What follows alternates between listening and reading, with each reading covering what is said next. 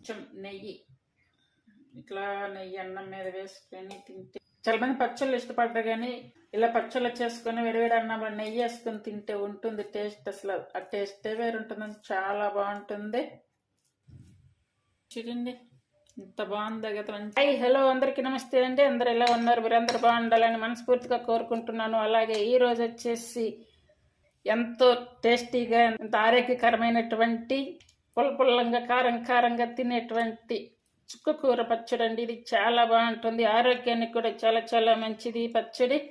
మీరందరూ కూడా తయారు చేసి చూడండి, అంత బాగుంటుంది. ఈ పచ్చడి ఎలా తయారు చేయాలో ఈ వీడియోలో చూపిస్తాను.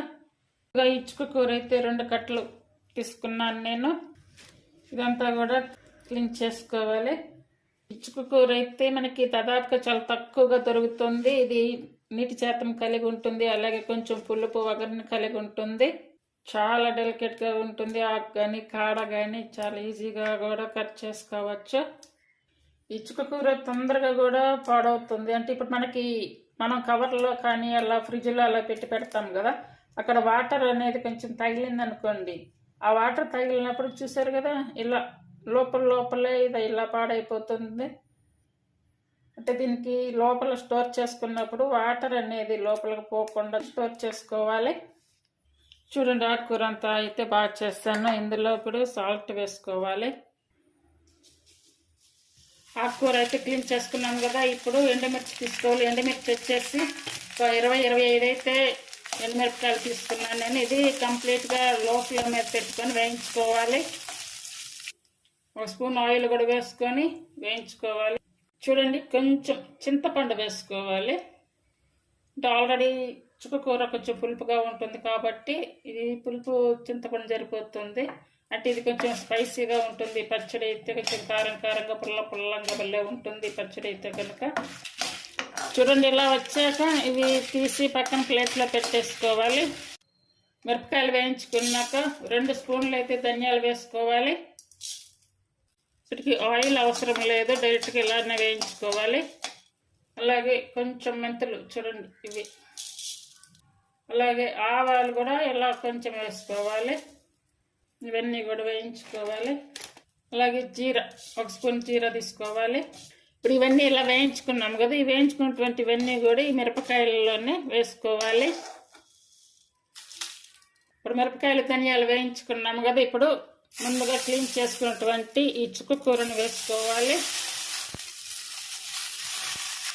ఇందులో 1 టేబుల్ స్పూన్ వరకు అయితే ఆయిల్ వేసుకోవాలి. వాటర్ వేయకుండా మిడిల్ ఫ్లేమ్ మీద కానీ సిమ్ మీద కానీ పెట్టుకొని ఇలా మెత్తగా అయ్యే వరకు ఉడికించుకోవాలి. ఈ చుక్కకూరలో నీటి శాతం ఎక్కువగా ఉంటుందని చెప్పాను కదా, చూడండి ఆకు వేయంగా ఎంత నీరు వచ్చిందో. అలాగే ఈ చుక్కకూరలో విటమిన్ సి, కే, అలాగే ఐరన్, మెగ్నీషియం, పీచు పదార్థాలు అయితే ఎక్కువగా ఉంటాయి. తరచూ ఈ చుక్కకూరను తీసుకోవడం వల్ల మన జీర్ణ సమస్యలు కూడా బాగుంటాయి.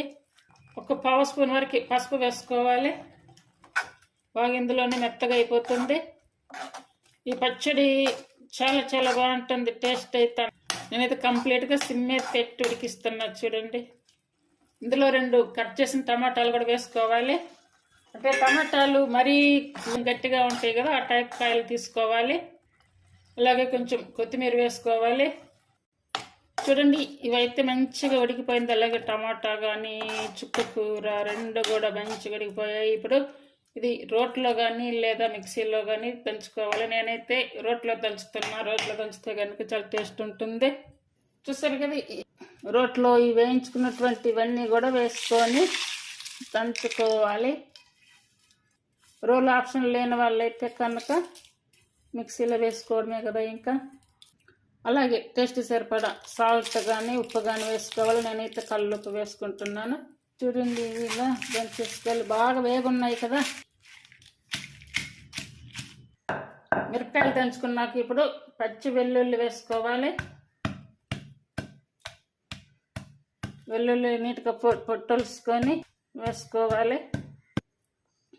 పొట్టు మీద వేసుకుంటే కనుక ఇట్లాగూ తినేటప్పుడు మళ్ళీ అడ్డం పడుతూనే ఉంటుంది కాబట్టి నీట్గా పొట్టొలుసుకొని వేసుకుంటేనే మంచిగా ఉంటుంది. ఇవి కూడా మెదిగిపోయాయి కదా. ఇప్పుడు ఉడికించుకున్నటువంటి చుక్కకూర అలాగే టమాటాలు ఇవి కూడా వేసుకొని దంచుకోవాలి.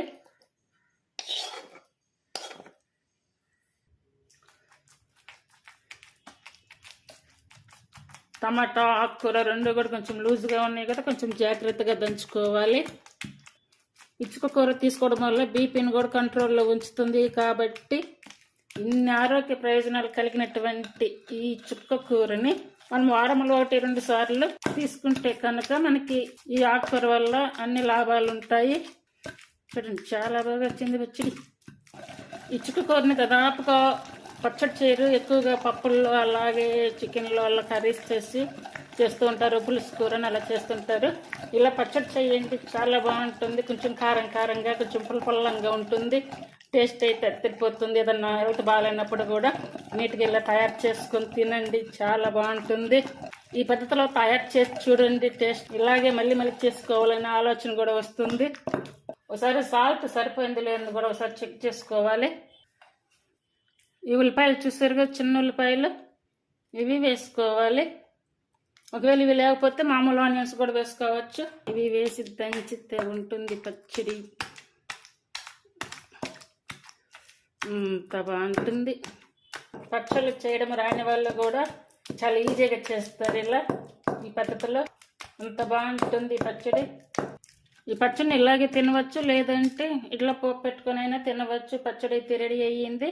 ఇది ఇప్పుడు మనం ఈ రోట్లో ఉన్నటువంటి పచ్చడిని అయితే తీసుకోవాలి. మంచి స్మెల్ వస్తుంది, అలాగే టేస్ట్ కూడా చాలా బాగుంది. కల్లుప్పు వేసాను, చాలా బాగుంది, కరెక్ట్గా సరిపోయింది. చూడండి ఉల్లిపాయలు కూడా అన్ని కచ్చాపచ్చాగా మీద అయిపోయాయి.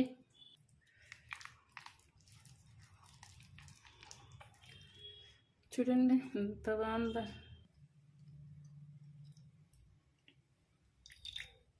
తాలింపు కోసం స్టవ్ మీద చిన్న కడాయి పెట్టుకొని అందులో ఒక 2 టేబుల్ స్పూన్లు ఆయిల్ వేసుకోవాలి. 1 స్పూన్ మెంతులు, 1 స్పూన్ జీర, 1 స్పూన్ ఆవాలు, అలాగే 1 స్పూన్ శనగపప్పు, అలాగే కొంచెం ఇంగువ, ఎండుమిర్చి ఇవన్నీ వేసేసుకొని తాలింపు వేగాక స్టవ్ ఆపేసుకోవాలి. చూసారు కదా, తాలింపు అయితే వేగిపోయింది. ఇప్పుడు ఈ తాలింపు అంతా కూడా పచ్చళ్ళలో వేసుకోవాలి. ఈ పోపు అంతా కూడా ఇందులో వేసుకోవాలి. ఈ పచ్చడిని ఇలా తయారు చేయండి, అందరు కూడా చాలా తక్కువ టైంలో చాలా ఈజీగా చేసుకోవచ్చు. అలాగే ఈ రెసిపీ మీకు నచ్చినట్టయితే ప్లీజ్ లైక్ చేసి, షేర్ చేసి, సబ్స్క్రైబ్ చేయండి. అలాగే ఛానల్ని సపోర్ట్ చేయండి. ఛానల్ని సపోర్ట్ చేస్తున్న అందరికి కూడా చాలా థ్యాంక్ యూ అండి, పేరు పేరున. అలాగే కొత్త వాళ్ళు అయితే కనుక ఛానల్ సబ్స్క్రైబ్ చేయండి. ఈ రెసిపీని తయారు చేయండి. అన్నం అంతా కూడా ఈ పచ్చడితోనే తినేస్తారు, అంత బాగుంది.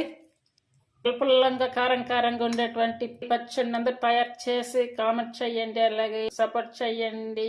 Thank you for watching.